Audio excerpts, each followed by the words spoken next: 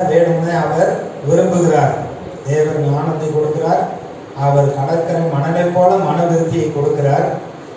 சரி, அப்படி ஞானத்தை பெற்றுக்கொண்ட ஆட்கள்லாம் எப்படி உயர்த்தப்பட்டு மேன்மையாக மற்றவர்களுக்கு ஆசீர்வாதமாக இருந்தார்கள் என்று வேதத்தில் பார்க்கலாம். முதலாவது ஆதியாகமம் 41வது அதிகாரம் 38 44 வரை உள்ள வசனம்.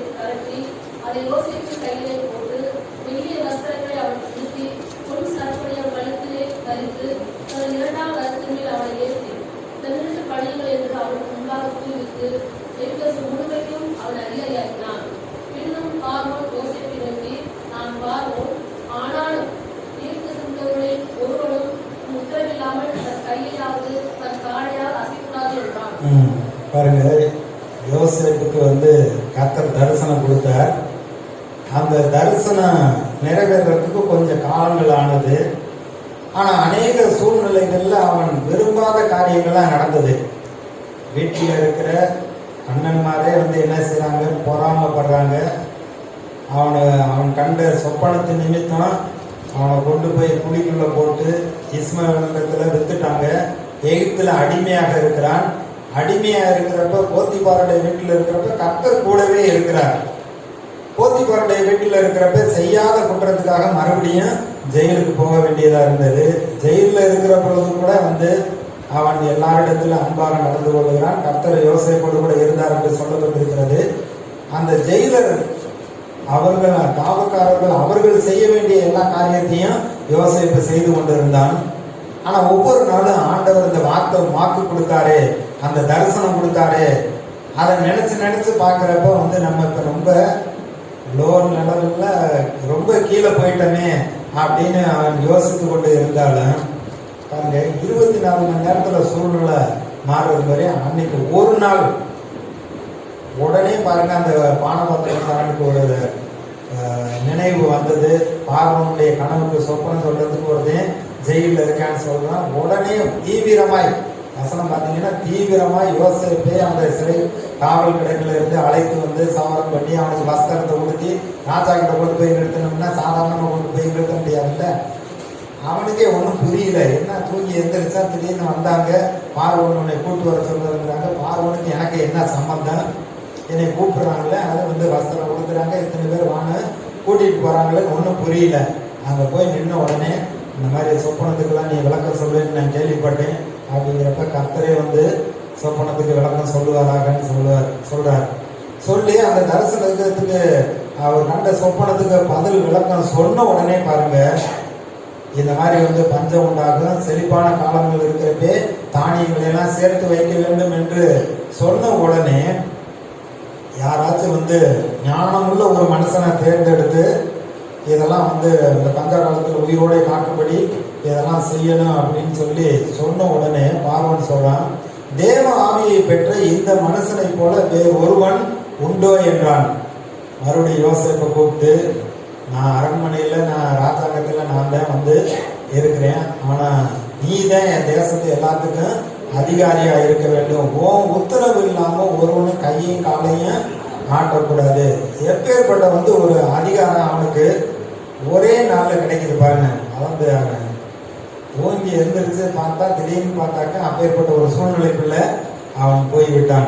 ஏன்னா கர்த்தர் ஏற்ற காலத்தில் தேவன் நம்மை உயர்த்துகிறவர். அந்த உயர்த்துற வரைக்கும் அவருடைய பலத்த கைக்குள் அடங்கி இருக்க வேண்டும். சங்கீதத்துல யோசேப்பு சொல்லுகிற பொழுது கர்த்தர் சொன்ன வசனம் நிறைவேறுகிற வரையில் அவருடைய வசனம் அவனை உடம்பிட்டது.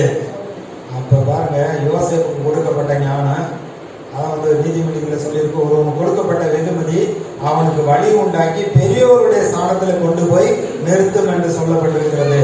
யோசேப்புக்கு கொடுக்கப்பட்ட ஞானம் பார்வோனுக்கு அடுத்தபடியாக எகிப்து தேசம் முழுவதுக்கும் ஒரு அதிபதியாக இருந்து ஜீவரட்சனை செய்யும்படியாக கர்த்தர் எடுத்து பயன்படுத்தினார். அவனுடைய சூழ்நிலை மாறினது. அவனும் அவனுடைய குடும்பத்தார் அனைவரும் பஞ்சத்திலே காக்கப்பட்டார்கள். தேவனுடைய நோக்கம் சித்தம் நிறைவேறுகிறது.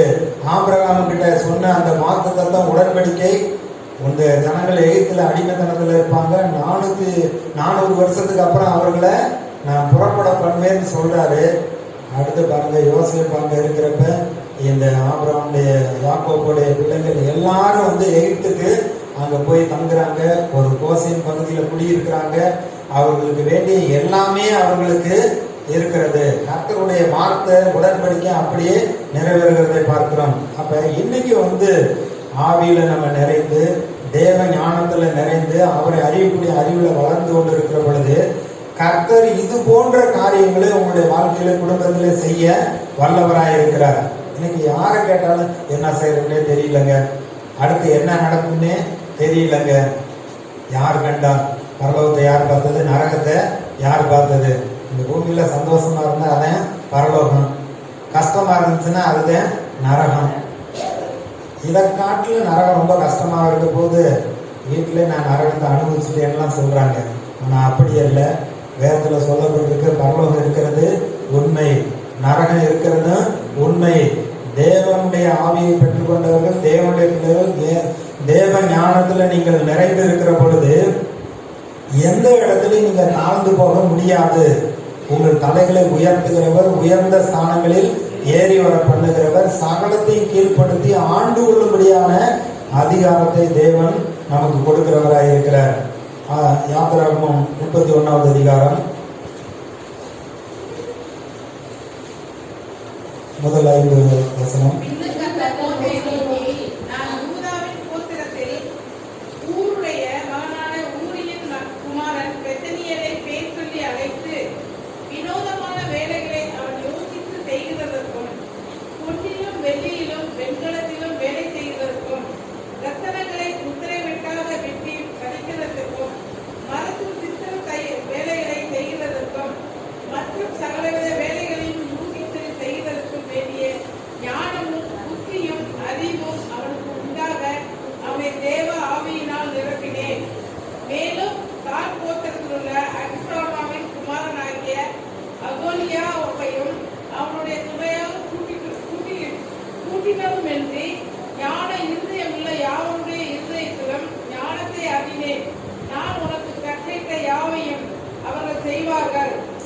இங்கே ஆசரிப்பு கூடாரத்தை கட்ட ஆயத்தமாகிற பொழுது கர்த்தர் சொல்கிறார் மோசே கிட்ட, இந்த மாதிரி பெசலையில ஒரு விசேஷத்த ஞானத்தினால நான் நிரப்பி இருக்கிறேன்.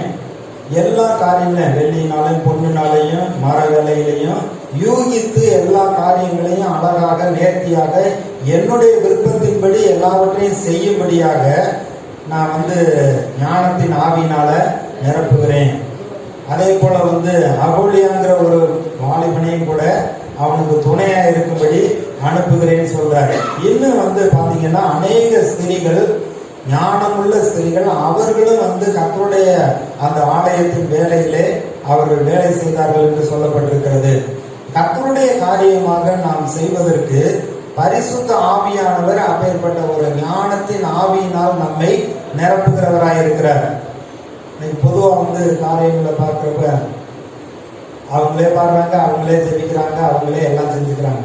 ஆனால் இது சபை வளர்ந்து வருகிற பொழுது அதுக்கு ஏற்ற விருப்பம் உள்ள ஆட்கள் அவர்களாக முன்பாக வர வேண்டும். நேரத்துக்கு முன்னாடி வரணும். என்ன பாட்டுக்கிறத பல தடவை பாடிட்டு வர வேண்டும்.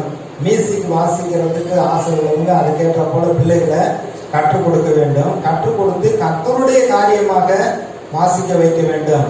பிள்ளைகளை படின்னு படிக்க வச்சுட்டு அதுக்கப்புறம் வந்து கர்த்தருடைய ராஜ்யத்துக்கு கர்த்தருடைய காரியமாக அது வளர்க்கல அப்படிங்கிறப்ப வந்து அது தேவனுக்கு மகிமையை கொண்டு வராமல் போய்விடுகிறது. இதான் எங்கள் பாப்பா இருக்கிற வரைக்கும் நான் வந்து திட்டிக்கிட்டே இருப்பேன், நல்லா போடுங்க. ஆனால் இப்போ நான் போட்டுக்கிட்டு ஏதோ ஒன்று போடுறப்ப தான் வந்து அவங்களுடைய கஷ்டம் என்னன்னு தெரியுது. அப்போ பாருங்க, அதற்கேற்றா போல நம்ம வந்து கர்த்தர் வந்து ஒரு ஞானத்தை கொடுக்குறாருங்கிறப்ப பாடக்கூடிய, ஜெபிக்கக்கூடிய, மற்றவர்களுக்கு சுவிசேஷம் அறிவிக்கக்கூடிய அந்த திறமையை கொடுக்குறாருன்னா அதை நம்ம வளர்த்து கொள்ள வேண்டும். கர்த்தருடைய நாம மகிமைக்காக அதை செய்ய வேண்டும். ஒண்ணுமே செய்யாம இருந்துட்டு நம்ம நான் ஆண்டவருடைய பிள்ளை, நான் கர்த்தருக்காக இருக்கிறேன்னு சொல்றதுல ஒன்றும் அர்த்தம் இல்லை. ஆனா வாய்ப்புகளை கர்த்தர் எல்லாருக்கும் வைத்திருக்கிறார். அதை பயன்படுத்திக் கொள்ளுகிறவர்கள் பாக்கியவான்கள். அந்த ஆசரிப்பு கூடாரத்துல இதை எல்லாவற்றையும் யூகித்து செய்யும்படியா அப்பேற்பட்ட ஒரு ஞானத்தை கொடுத்திருக்கிறார். இப்ப நம்ம பார்க்கிறோம் ஆசாரி, அதே போல வெள்ளினால பொண்ணுனாலையும் ஆசாரி அழகழகான விதவிதமான டிசைன்லாம் செய்யறாங்க. இதெல்லாம் கர்த்தர் கொடுத்த ஞானம். இன்னும் பல விதமான பொருட்களை மனசுல எதை நினைக்கிறாங்களோ அதை அப்படியே அதை வரையவும் செய்யறாங்க, அதை செய்யவும் செய்யறாங்க, செதுக்கவும் செய்யறாங்க. இதெல்லாம் ஆண்டவருடைய கொடுத்த கிருபை. ஆனா அதே இது பரிசுத்த ஆவியில நிறைந்து தேவன் கொடுக்கிற அந்த ஞானத்தின்படி நம்ம கர்த்தருடைய மகிமைக்காக அந்த காரியங்களை செய்கிறோம்னா அதுதான் கர்த்தருக்கு மகிமையை கொண்டு வரும். இந்த பூமியில வாழ்றதுக்கு கர்த்தர் கொடுத்த தாளந்த திறமையும் இந்த சமுதாயத்துல பயன்படுத்துறோம். அது மற்றவங்களுக்கு பிரயோஜனமா இருக்கு, அது உண்மை. தேவனுடைய நாமத்தை மகிமைப்படுத்துவதற்கு அதற்கேற்ற போல காரியங்களை செய்ய வேண்டும். நாங்கள் ஒரு வீட்டுக்கு போயிருந்தோம். அவர் கவர்மெண்ட்ல வேலை பார்க்குறாரு. எக்ஸ்ட்ரா போட்டா வீடியோலாம் எடுக்கிறாரு. பசங்க 2 பேர்த்தையும் வீட்டில் உட்கார வச்சு ஒருத்தனுக்கு கீபோர்டு, ஒருத்தனுக்கு பேடு, அந்த ட்ரம்ஸ் மாதிரி இருக்கக்கூடிய எலக்ட்ரிக்கல் பேடு, அதையும் கொடுத்து 50,000 கீபோர்டு அதே போல் ஒரு 30-40,000 வாங்கி 2 பேரையும் உட்கார வச்சு வாசி அடுத்த நாள் வெள்ளிக்கிழமை ஆலயத்தில் ப்ரேயருக்கு போய் வாசிக்க வைக்கணும்னு சொல்லி அப்படி பிரயாசம்